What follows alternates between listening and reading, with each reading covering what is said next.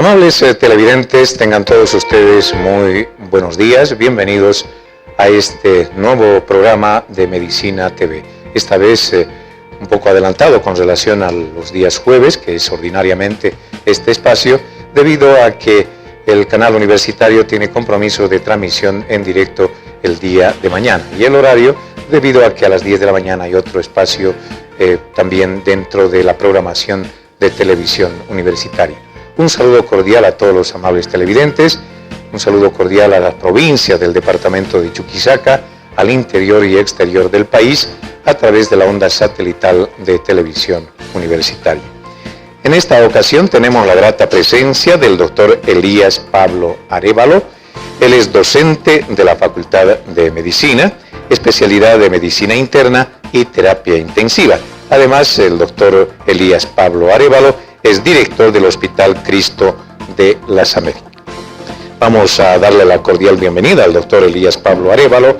Bienvenido, doctor, a Televisión Universitaria. Buenos días, Nelson. Muchas gracias por la invitación. Buenos días a toda la gente que está viendo el programa. Y pues en el día esperemos aportar un poquito en lo que es salud y conocimiento para nuestra población en general.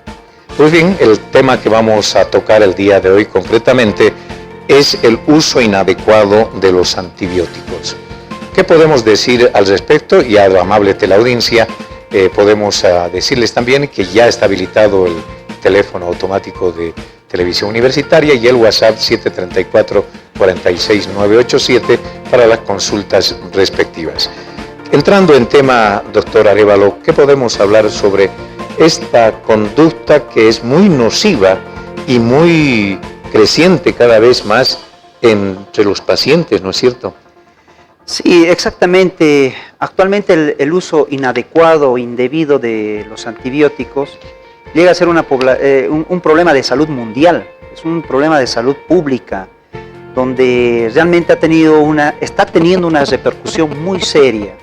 Ya desde el hecho de tomar una simple amoxicilina, una penicilina, nos está ocasionando actualmente serios problemas en patologías más complicadas, porque a medida que pasa la edad, el paciente va adquiriendo determinada resistencia por el uso inadecuado de los antibióticos. Es justamente ese tema el que queremos tratar ahora y bueno, esperemos llegar a satisfacer las necesidades en cuanto a conocimiento de nuestra población. Muy bien, ¿cómo se denomina el empleo de un medicamento que se compra sin haber sido recetado por un médico? ¿Quiénes se automedican, doctor? ¿Causas de esta automedicación? Mira, yo les voy a ir explicando que realmente esto del mal empleo o el mal control del expendio y la compra de los medicamentos en sí, los antibióticos, es un problema realmente a distinto nivel. Desde la cultura que viene en la familia hasta la parte profesional que incurre en estos errores. Para empezar, yo les tengo que decir que el antibiótico es una droga que la utilizamos para tratar determinadas enfermedades. Como su nombre dice, antibióticos es contra la vida de gérmenes, que pueden ser parásitos, bacterias, virus, hongos, pero utilizarlo en forma correcta. Y al empleo en forma incorrecta nos va a traer una serie de consecuencias que, bueno, a posteriori les estaré explicando de acuerdo a las diapositivas. Tenemos que preguntarnos siempre, ¿no? ¿Y cuándo uno tiene que consumir un antibiótico?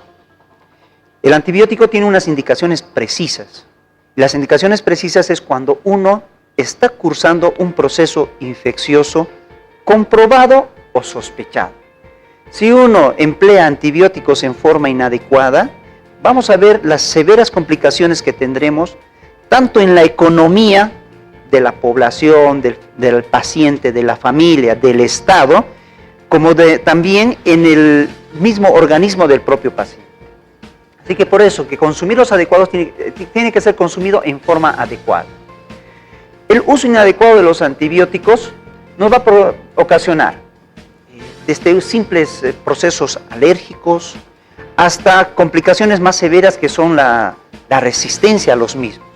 Actualmente, en la experiencia personal, yo les puedo decir que hay problemas virales donde uno no tiene que utilizar antibióticos para el virus, porque el proceso viral es una cuestión transitoria que viene y en el lapso de un determinado tiempo se cura espontáneamente, porque nuestro organismo ya tiene en sí unas defensas innatas, es decir, defensas propias, que nuestro organismo, si no tiene ninguna alteración en cuanto a su estado inmunológico, produce nuestras propias defensas y no hay necesidad de utilizar antibióticos. La curación será en forma espontánea. Pero cuando nosotros usamos en forma inadecuada, lo que hacemos es un daño a nuestro organismo. Hacemos que nuestros gérmenes, los gérmenes que adquirimos, se tornen más agresivos, más violentos. Y esto podría incurrir en esta imagen, por ejemplo, que es muy llamativa y que es la que vemos día a día, ¿no? Uno se puede ir por los mercados populares y encontramos ahí expendio de medicamentos en las calles, sin ningún control por las asociaciones que corresponden, ¿no? Y lamentablemente, a pesar de que nuestro Servicio Departamental de Salud está en un trabajo muy serio en esto de regular el control, la venta de los medicamentos, todavía estamos en esta cultura pasada de que los antibióticos se pueden vender como cualquier caramelo en la calle. Y no es así. Es ahí donde empieza el error, es ahí donde uno empieza a adquirir antibióticos y automedicarse por cuestiones que probablemente no son necesarias. Ahí vemos un señor cómo va vendiendo los medicamentos como si fueran caramelos. Al lado tenemos un expendio de una tienda donde también se puede encontrar los antibióticos que es en forma inadecuada. Y esto es muy popular, capaz en nuestra área rural es donde más se ve, ¿no? Donde las tienditas de barrio tienen los medicamentos y indican, no, este medicamento es para la diarrea, este medicamento son para los moquitos, y etcétera, ¿no? Yo creo que tiene que haber una supervisión y un cuidado, porque el daño probablemente no sea en el momento, el daño se ve a posteriori. Muy bien. El Ministerio de Salud en los últimos tiempos quiso regular el trabajo de las farmacias, particularmente, de que debieran vender exclusivamente medicamentos y no como una especie de tienda cualquiera que ofrece souvenirs y cosas así. ¿Qué opinión le merece al respecto, doctor? Exactamente, ¿no? Creo que hay que ver las dos partes, ¿no? Ha sido un problema muy serio, las farmacias se han visto comprometidas en esta observación, que si dentro de la normativa legal del expendio de los medicamentos está, pues hay que cumplirla, es una norma y hay que cumplirla. Tengo entendido que algunas farmacias tenían su venta de productos como gaseosas, algunos medicamentos que no estaban regulados por el ente que le corresponde, y realmente hay que controlar. Pero la observación también de los colegas farmacéuticas es ¿por qué observan tanto a las farmacias donde realmente tienen los cuidados necesarios y no así en los mercados, en la calle, en las tiendas de barrio, donde no se está haciendo esta supervisión? Entonces yo creo que habría que ver, ¿no? Esta es una opinión personal, las dos opiniones. Ver dónde está la falla, ¿no? Educar a nuestra población y obviamente que nuestra gente profesional va a seguir el mismo ejemplo, ¿no? Porque ellos saben los medicamentos que no tienen que ser vendidos o algunos productos que no se deben expender en farmacias, pues no se tendrá que vender. Pero empecemos con la cultura de nuestra población. Doctor, con la experiencia que tiene, ¿cuáles son los medicamentos más demandados para la automedicación? Mira, las penicilinas, las amoxicilinas, ampicilinas, las pastillas para cohibir la cuestión de las diarreas, la misma ciprofloxacina, actualmente ya se lo vende en cualquier puesto de venta no autorizado. Realmente es un problema de salud pública que está pisando muy fuerte y hay que tratar de cortar esta cadena porque, como les digo, el daño no solamente va a ser para la persona, para la familia, sino es un daño para el Estado, porque después cuando empiezan a incurrir, que es lo que a nosotros nos pasa en terapia intensiva, cuando tenemos pacientes que ya nos caen a terapia intensiva, los antibióticos que son habitualmente utilizados en un inicio ya no nos sirven. Tenemos que utilizar drogas que son mucho más potentes y mucho más caras. Y esto es, como le digo, el daño económico es para al paciente, para la familia y para la sociedad en general. Riesgos de la automedicación, la solución para este problema que sugiere y las dosis obviamente no son las mismas para todas las personas. Exactamente, ¿no? Siempre para el uso de antibióticos tiene que tener una supervisión por un médico, por un profesional. Tenemos médicos en las postas, hay médicos de primer nivel que tienen que hacer, educar a nuestra población, pero la educación tiene que empezar por el profesional. Porque si el profesional trata en forma errónea, por ejemplo, una gripe, le pone penicilina, pues ya estamos infringiendo en el error. Entonces la educación viene por el profesional y posteriormente nuestra población. ¿Sugiere algunos programas que lleguen directamente a la población para evitar este tipo de problemas? Porque, como usted dice, se ha convertido en un problema de salud pública. Sí, exactamente. Yo, por ejemplo, al estar gerenciando el Hospital Cristo de las Américas, nosotros tratamos casi en forma regular hacer distintos tipos de campañas. Y dentro de esto surge la educación, ¿no? La educación en cuanto a los cuidados de salud que tiene que tener la población y también los cuidados en ciertos, no solamente los antibióticos, sino los medicamentos en general. Y eso tiene que impartirse, yo creo que desde la casa y los colegios.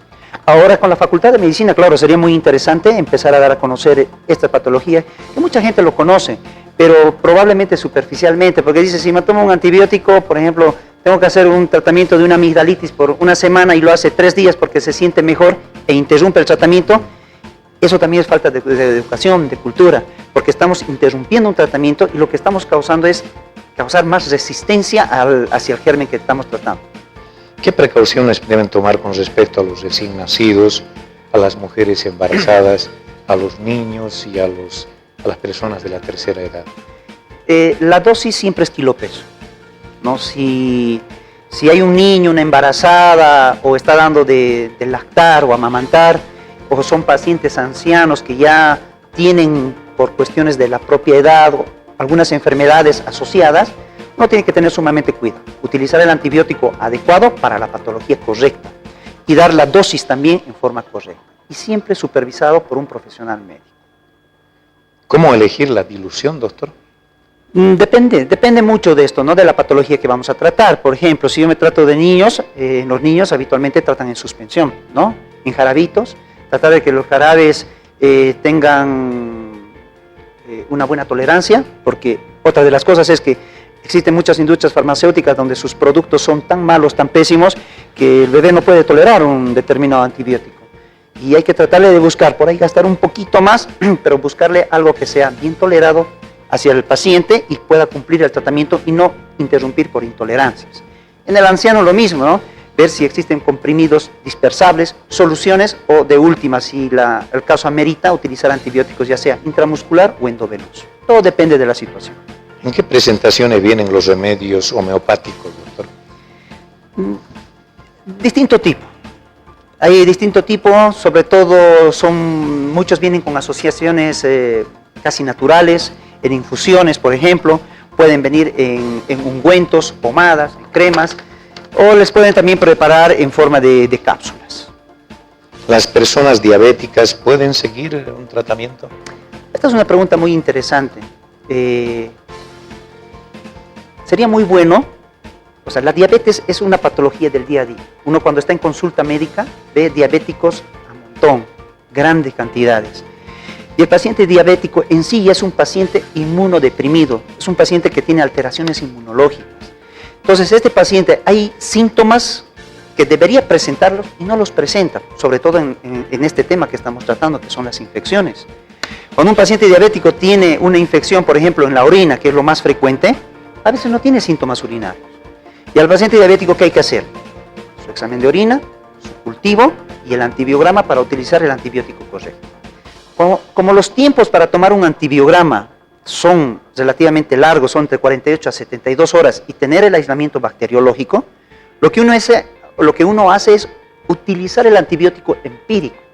Es decir, de acuerdo a la predominancia de gérmenes que uno tiene, utilizar un determinado antibiótico a la dosis correcta, adecuada, ajustarlo a nuestro paciente si es que tuviera alguna enfermedad asociada, y utilizarlo y esperar el cultivo y después rotar de acuerdo al antibiograma que uno tiene. ¿Cuál es la diferencia de la automedicación y la autoprescripción?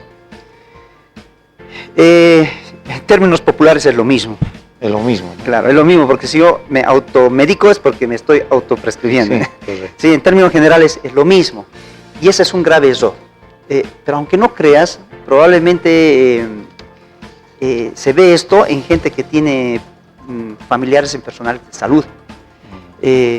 O también cuando, no sé si les ha ocurrido a algunos de acá, cuando uno asiste a una farmacia, no todas, por favor hay que aclarar eso, no todas, le dice, me duele la garganta, no puedo tragar, y le medica.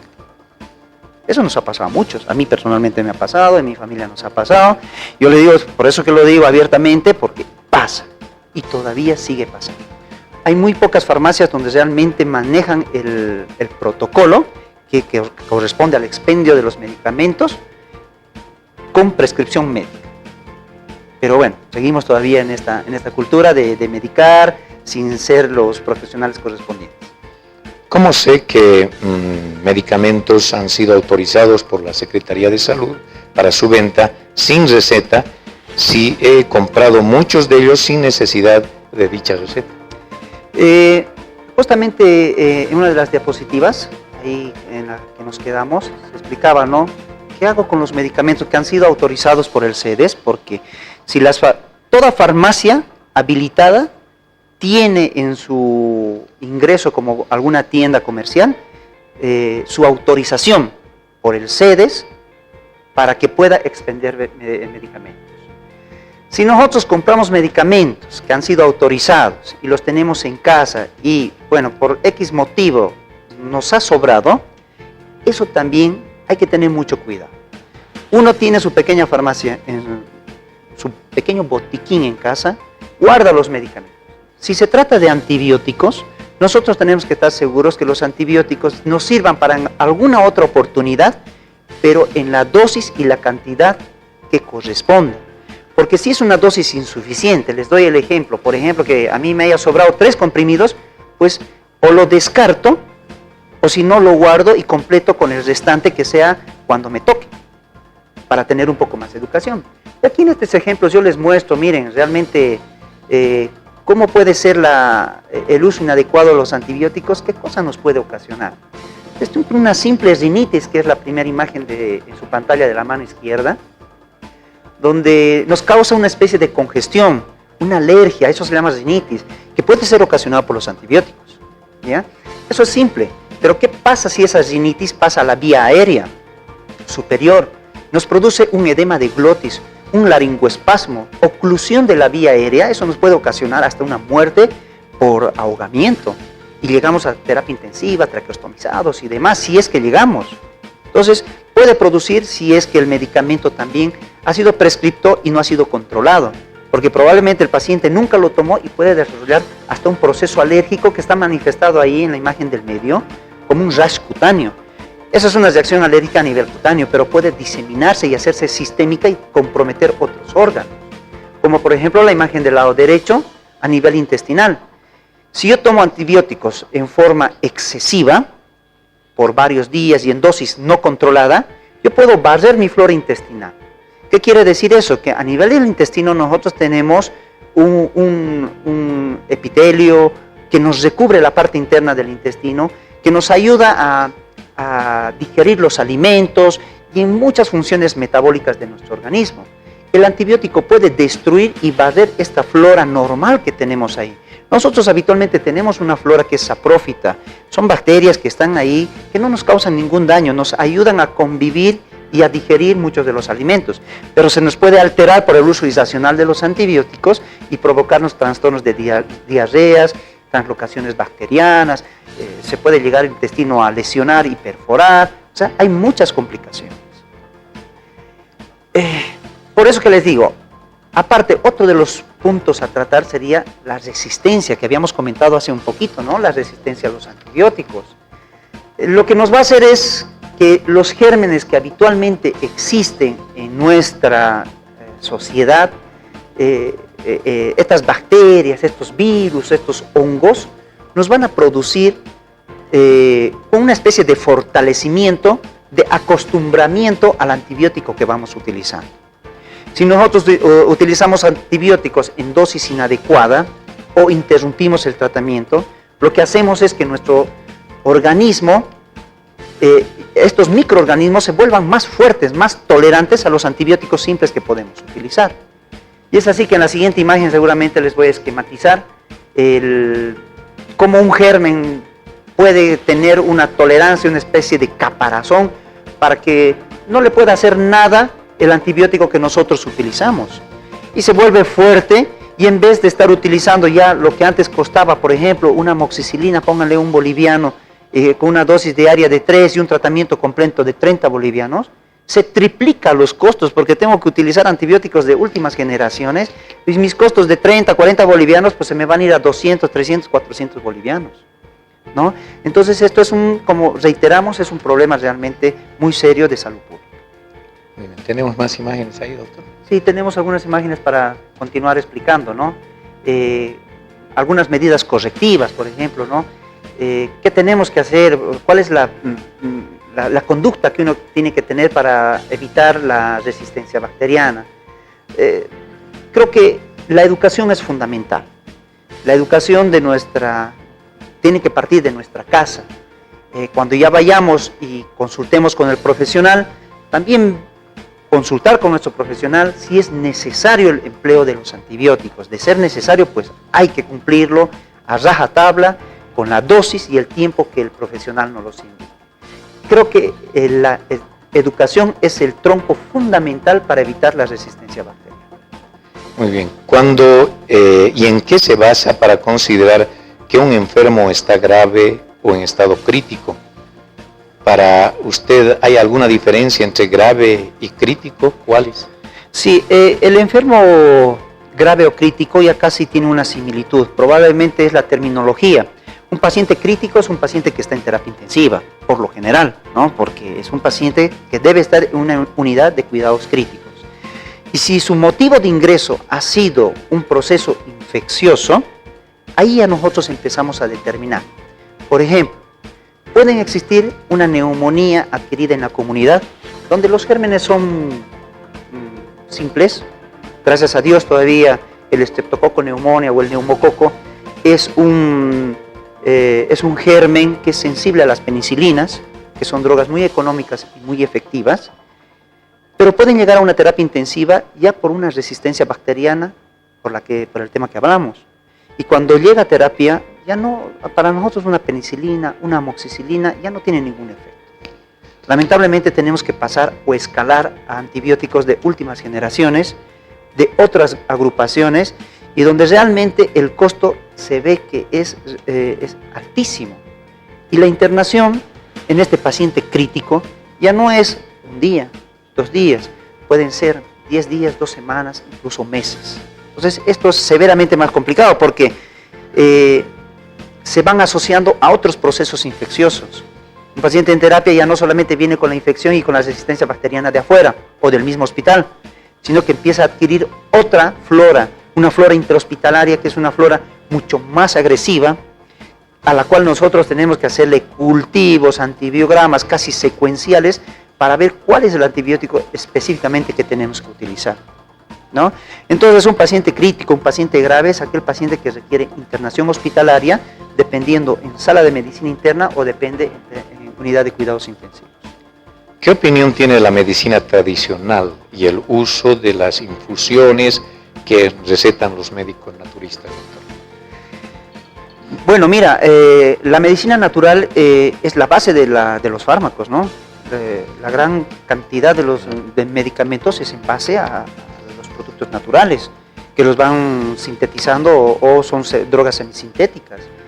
La medicina natural es creíble, se la tiene que utilizar, pero cuando tiene su indicación, ¿no? Por eso que actualmente tenemos los médicos,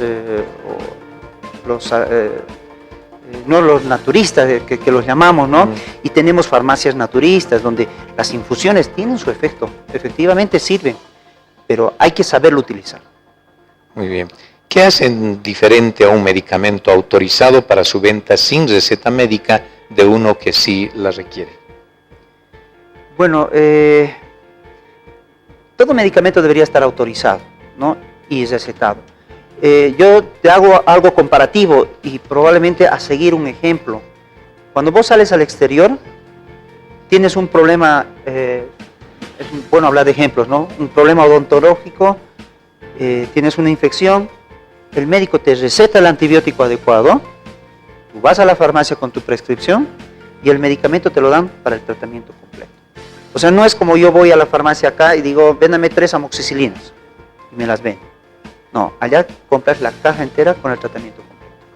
Entonces, eso es una manera de control de que por lo menos el paciente, dentro de la falla que existe en esta cadena, me compre la cantidad exacta de los medicamentos y ya después dependerá del paciente de cumplir la dosis que le indicó su médico.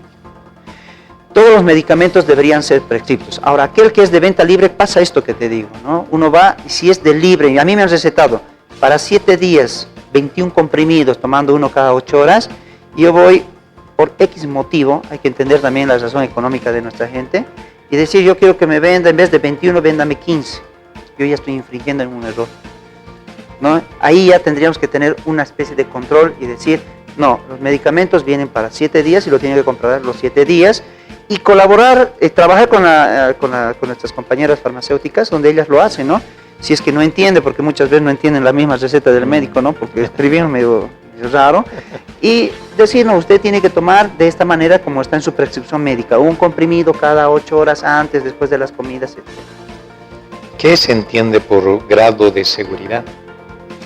Bueno, supongo que esto es en la cuestión de los medicamentos, ¿no? Sí, el grado de seguridad es la que le da la industria farmacéutica para su expendio y la venta de los medicamentos.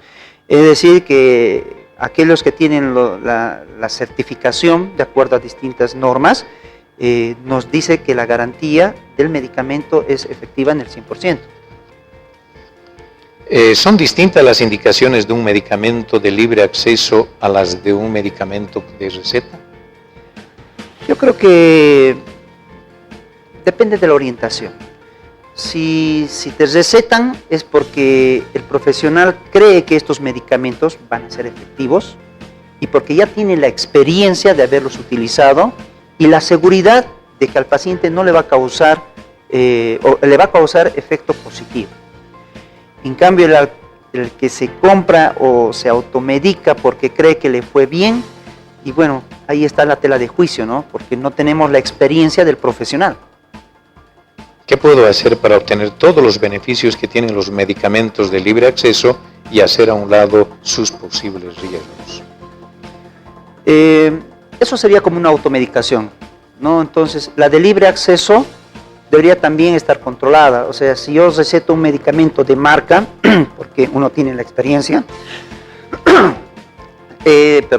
si tiene la experiencia de haber utilizado y podemos decirle al paciente, usted se puede comprar el mismo medicamento, pero de otra marca, de acuerdo a sus posibilidades económicas, pues bueno, lo puede hacer, pero no tenemos una garantía al 100%.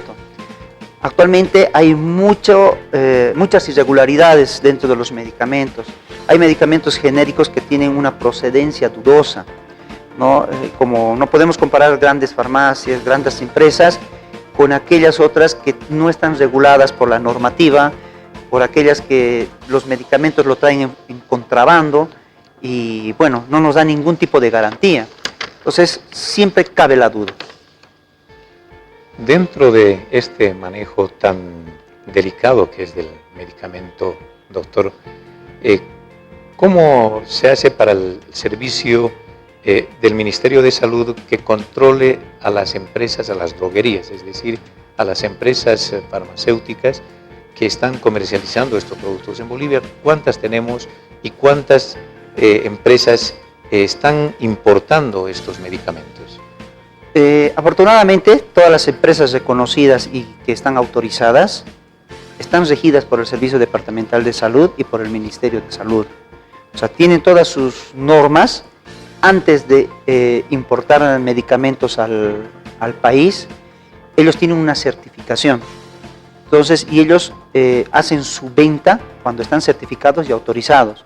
Porque si lo hacen en forma, digamos, por el lado que no corresponde, estas son sancionadas y obviamente clausuradas, ¿no? Una experiencia personal, por ejemplo, para la adquisición de Tamiflu, para la H1N1. ¿Ha entregado el Ministerio de Salud este Tamiflu expirado? Mira, eso es un error, ¿no? Terriblemente es una falla si ha sido vendido o ha sido proporcionado a los sedes departamentales de todo el país en forma expirada. Esto es un grave error. El Tamiflu es un antiviral que uno lo tiene que utilizar en condiciones precisas. Cuando uno tiene una alta sospecha de que el paciente tiene o ha tenido contacto con un paciente H1N1, que actualmente esto va virando porque va cambiando, es H3N3, ¿no? Van cambiando, tiene que adquirir, lamentablemente no es como uno va, véndame Tamiflu en un centro, en una farmacia. Esto el CEDES lo regula por medio de sus trabajadores, tienen un personal exclusivo para evaluar al paciente si realmente lo tiene el Tamiflu, si requiere el Tamiflu. De ser así, pues esto tendría que ser una droga dentro de los márgenes de todo lo correcto. Si nosotros estamos exigiendo a nuestra población educación, pues nuestro ente rector de salud tendría que estar también dentro de la norma. Sería un grave error, ¿no? Si es que le dan. Si le ha pasado Nelson, realmente... Evidentemente, y con la más absoluta naturalidad me han dicho, sí, evidentemente, está expirado. Así estamos entregando. Bueno, pues es un error, eso es un error y no se puede justificar con el simple hecho de decir, no lo tengo. Es como decirle, no, mira, no tengo algo que esté dentro de las fechas de vencimiento, pero es peor que o lo tomas o no lo tomas. Es medio que estamos arriesgando y jugando con la salud de la población. ¿Qué problemas puede acusar el uso excesivo de antibióticos e inyecciones? Mira, vamos a la inversa. Las inyecciones, por ejemplo, es muy común utilizar las penicilinas intramusculares, ¿sí? Las complicaciones que nosotros vemos en el hospital, por lo general, son lesiones localizadas, nos pueden producir celulitis, pueden producir abscesos en la zona o en el sitio de punción. ¿Y eso qué condiciona? Eso condiciona que el paciente se tenga que internar, utilizar otra vez antibióticos, realizar drenajes quirúrgicos. Y eso condiciona también mucho más gasto en la economía de nuestro paciente. Las inyecciones, así como las que se pueden utilizar por vía oral, creo que la principal complicación son la resistencia bacteriana, antes que inclusive que la reacción alérgica. Se observan reacciones alérgicas, pero gracias a Dios son muy escasas y son muy pocas las que producen una reacción severa, es decir, grave, que requieran a terapia, traqueostomizarlos, ventilarlos, son muy pocas. Gracias a Dios, nuestra población todavía no tiene esa manifestación clínica. ¿Quién controla o debería controlar la prescripción no ajustada, doctor? La prescripción no ajustada, esto depende siempre del profesional, ¿no? El profesional es quien tiene que indicar la dosis, el tiempo adecuado, y lo que no está ajustado yo no creo que sea un error del profesional, sino este es un error ya del paciente en sí, ¿no? Que puede o confundir la dosis o por alguna otra necesidad o porque ya se siente mejor, lo deja el tratamiento y nos deja colgados, ¿no? ¿Qué hacer cuando un medicamento crea reacciones alérgicas por una automedicación? Inmediatamente hay que recurrir a un centro de salud, porque, como les dije, la reacción alérgica es simple, puede ser desde una picazón, un estornudo, un rash cutáneo, hasta una manifestación sistémica mucho más severa. Si tú tomaste un determinado antibiótico y te causó una manifestación clínica extraña, rara, pues eso ya te sirve como un antecedente para que lo tengas bien incorporado en tu organismo y digas cuando consultes, yo tomé este antibiótico y a mí me pasó esta cosa. Así el médico ya sabe que no tiene que utilizar ese antibiótico, o si es necesario utilizarlo, pues hará pruebas de sensibilización para determinar si realmente es el causante de la reacción alérgica. Con la experiencia que tienen tanto en los hospitales, como docente, ¿cómo ha podido verificar el uso excesivo de estos medicamentos y qué daños de los más graves que usted ha podido advertir o atender? Yo me voy a extremos, como yo hago consulta hago consultorio, hago sala de internación y me voy al extremo en terapia intensiva, lo que nosotros vemos es que el paciente que llega a internación, es muy poca la gente que utiliza antibióticos simples, ¿no? Me refiero a las penicilinas. Cuando ya está en internación, nosotros tenemos que pasar a drogas un poco más potentes, que no se estén utilizando en la población. Los que generalmente no están al acceso de la población son los antibióticos que únicamente se utilizan por vía endovenosa, porque eso no lo puede hacer la población, no tendría que inyectarse cada 6, cada 8, cada 12 horas o cada 24 horas. Excepcionalmente se hacen tratamientos domiciliares por vía endovenosa. A nosotros, personalmente, como le dije, es la resistencia bacteriana que tenemos y el empleo de antibióticos ya de generaciones un poco más modernas, y ya no poder utilizar de aquellos antibióticos que tan buen efecto causaban, actualmente ya no lo hace.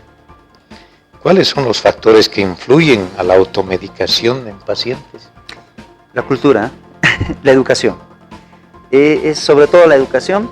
Como te digo, hay gente que puede ser muy leída, profesional, como gente que no lo es, y uno dice, por ejemplo, yo tomé porque me olvidé, tenía que hacer 7 días de tratamiento y solamente hice 4 o 3 porque ya me sentí mejor y dejé el tratamiento. Entonces eso es falta de educación, falta de conocimiento, de que nosotros podemos tener una resistencia bacteriana a futuro, y en vez de completar esos 3 o 4 días más que me faltaba, estoy interrumpiendo, y lo que estoy haciendo es potenciar a esos gérmenes que adquirí en esta oportunidad y que en otra oportunidad se volverán mucho más fuertes y más resistentes. ¿Qué opinión tienes respecto a que la mitad de los bolivianos opta por la automedicación? Solo 2 millones de bolivianos acuden a algunos de los sistemas de seguridad social, como la Caja Nacional, Caja Petrolera y otras. Es preocupante y es muy alarmante, ¿no? Realmente esto es parte de educación, parte de hacer campañas, publicidad, a cómo debemos nosotros utilizar los antibióticos. Pero mira, estamos hablando solamente de antibióticos, y si esa estadística es realmente representativa, es muy alarmante, son cifras altísimas. Entonces ahí nos está mostrando que está fallando algo. Y acá, quien tiene que trabajar duro, antes de que lleguen a nosotros los profesionales que estamos en los hospitales, creo que es la salud pública. El primer nivel, la educación, los colegios, los centros de salud, centros de asociaciones de madres, de trabajadores, y empezar a utilizar un uso racional de los antibióticos y cuando sea realmente justo. ¿Cree que en estos últimos 11 años se ha descuidado el aparato médico, la atención al paciente, la orientación al mismo, la creación de centros hospitalarios? Yo creo que se ha invertido, yo creo que ha mejorado. Es una impresión que tengo, porque tenemos más centros de salud en las áreas periurbanas, podemos descongestionar un poco los centros hospitalarios gracias a la atención en primer nivel, ya se cuenta con más profesionales, la misma Facultad de Medicina continuamente a todo nivel realiza distintos tipos de campañas educativas en cuanto a conocimiento de enfermedades. Probablemente tendríamos que apuntar un poquito al uso racional de los antibióticos, que seguramente las cátedras correspondientes lo deberían hacer.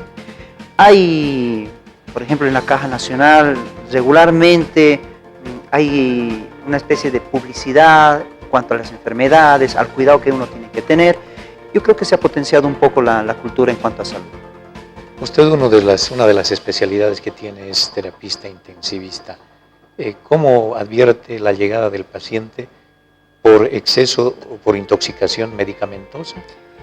Existen algunas internaciones que tienen el diagnóstico de intoxicación medicamentosa, pero cuando el paciente llega a las unidades de cuidados intensivos, se intoxica en forma voluntaria, digamos. Si lo hace en forma voluntaria, no lo hace por antibióticos, generalmente lo hace por otro tipo de drogas o venenos, con otros intentos, ¿no? Con intentos de suicidio y demás cosas, ¿no? Con problemas psicológicos o psiquiátricos que pueda tener el paciente. Cuando viene por intoxicación por antibióticos es muy poco, le podría decir. Lo que nosotros realmente vemos en la unidad de cuidados intensivos es la resistencia bacteriana que tenemos. realmente quedamos muy sorprendidos porque ya actualmente estamos utilizando drogas de última generación. Por ejemplo, la colistina, que era una droga que hasta hace 4 o 5 años nadie le daba, había perdido su importancia. Es una droga que utiliza para gérmenes gram negativos y actualmente es una de nuestras drogas para tratar neumonías asociadas a la ventilación, infecciones intrahospitalarias asociadas a catéteres, y la tenemos que utilizar cuando antes esta droga no le daban importancia y en el comercio costaba como 15 bolivianos y actualmente te cuesta alrededor de 100 bolivianos cada ampolla. Imagínate un tratamiento antibiótico en la unidad de cuidados intensivos para completar entre 10 y 14 días, está alrededor de 4.000, 5.000 bolivianos, solamente un antibiótico, y nosotros utilizamos 2 o 3. O sea, la prevención primaria creo que todavía tiene que ser fundamental. El uso adecuado de los antibióticos, el diagnóstico precoz de las enfermedades. Hay muchas cosas por las cuales se tiene que trabajar. Creemos que se está haciendo, ¿no? De a poco nuestra gente está asumiendo esta cultura, pero nos falta mucho todavía. Los diagnósticos equivocados de los médicos y medicaciones erróneas también que provocan este tipo de problemas. Sí, es que ahí eso viene la resistencia bacteriana, ¿no? Es que yo puedo tratar, por ejemplo, o que recibamos un paciente que tenga, hablábamos de infecciones odontológicas, y que le den un antibiótico que no sea para el lugar, para el foco que estamos tratando, ya me causa una resistencia porque estoy dando un antibiótico inadecuado, inefectivo, y voy a completar un tratamiento y lo único que es hacerle daño al paciente tanto en su salud como en su economía. Entonces, para eso también hay que tener un buen tino, el profesional tiene que estar adecuadamente preparado para poderse orientar en su tratamiento. Dentro de la instrucción que usted imparte a través de su cátedra, ¿orienta estos aspectos importantes a los estudiantes, a las nuevas generaciones de médicos profesionales? Sí, con seguridad. Es la gente son nuestros médicos del futuro. Nosotros tenemos que darles a conocer sin ningún miedo ni temor los errores que cometemos, y que es mejor aprender del error que cometer un propio error. No es mejor aprender del vecino que se ha cometido un error que yo esté cometiendo ese error. Y siempre nosotros impartimos, yo estoy en la cátedra de fisiopatología, donde nosotros tratamos de enseñar todos los mecanismos fisiopatológicos de distinto tipo de enfermedades y le damos un toquecito a la orientación terapéutica, que no es mi cátedra, pero le damos un toquecito para que ellos ya más o menos, entendiendo el mecanismo fisiopatológico, sepan qué tratamiento tienen que hacer y de acuerdo a la patología y la epidemiología, obviamente, ¿no? De cada población. ¿Qué recomendación puede dar? Hay pacientes que son farmacodependientes, no pueden estar si no están tomando un medicamento y se automedican, obviamente. Sí, eso se ve bastante, te digo, ¿no? En la consulta externa, cuando uno viene y le dice, a ver, ¿usted qué está tomando? Y no solamente antibióticos, sino toman, son pacientes hipocondríacos, que si no le das un medicamento, el paciente dice, es un mal médico. Entonces a ese paciente hay que decirle, usted tiene esta enfermedad y usted tiene que tomar esto. Pero bueno, sale el paciente y lamentablemente dice, es mal médico. ¿Por qué? Porque no me ha dado nada. Y pasa eso se ve más en nuestra población adulta, donde el ancianito dice, yo vengo a consultar porque quiero que me dé algo. Y cuando usted les receta, dice, no, mire, se encuentra en condiciones estables, está bien, probablemente le vamos a dar algo para un antioxidante o algún poquito de vitaminas, dice, pues, al final no me diste nada, dice, va. Pero es parte de la cultura, ¿no? Si no noto ninguna mejoría, ¿cuánto tiempo debo esperar antes de llamarlo, doctor? No, cuando uno está empezando, utiliza los antibióticos, tiene un margen de tolerancia. Es mi paciente, yo tengo que hacer un seguimiento a mi paciente. El paciente se va con las instrucciones. Si es en forma ambulatoria, si usted no mejora al segundo o tercer día, es porque algo pasa. Entonces, ahí hay que analizar nuevamente. O hay una infección asociada, o es que existe un germen que es bastante resistente y hay que cambiarle el esquema terapéutico. Sobre la marcha. No hay que esperar que 5 o 7 días de tratamiento y nuestro paciente se está deteriorando. No, eso es incorrecto. Uno tiene que darse máximo unos 48, por ahí un poquitito más, 3 días de pautas donde te puede hacer fiebre todavía, pero el paciente tiene que sentir la mejoría. Si el paciente no siente la mejoría es porque el antibiótico no sirve, hay que cambiarlo. Usted, no sé si ha advertido en las consultas que tiene los pacientes, pese a que ya ha pasado la temporada de frío, recién están llegando los pacientes resfriados. Sí, son los rezagaditos. Los rezagaditos. No, son cambios climatológicos, ¿no? Entonces, puede ser porque estamos teniendo un clima, usted sabe, con estos cambios ambientales que tenemos, o hace mucho frío o hace mucha calor y cambia del frío al calor, y nuestro cuerpo no se adapta rápidamente a estos cambios climatológicos y puede adquirir un proceso infeccioso respiratorio tardío, pero como estos los resfríos, siempre orientémonos que el resfrío es viral, es un virus y el virus hay que tratar solamente los síntomas, es decir, la fiebre, el picazón en la nariz o los ojos llorosos, un antihistamínico, un paracetamol, un ibuprofeno y evitar uso de antibióticos si no se requiere. Ahora, cuando este resfrío se va complicando, ya sale de este cuadro clínico típico, ya se asocia con tos, con expectoración, quebrantamiento del estado general, el paciente se deteriora, pues bueno, hay un proceso infeccioso agregado. Entonces ahí sí podemos utilizar antibióticos. Pero estos son más que todo por cambios climatológicos y estamos en cambio de temporada, ¿no? Perfecto. ¿Alguna recomendación para el amable televidente, la ama de casa, padres, madres de familia, con relación al uso arbitrario de los medicamentos y las consecuencias estas que provocan porque los costos suben considerablemente para curar una simple enfermedad? Siempre consulten, el consejo es este, ¿no?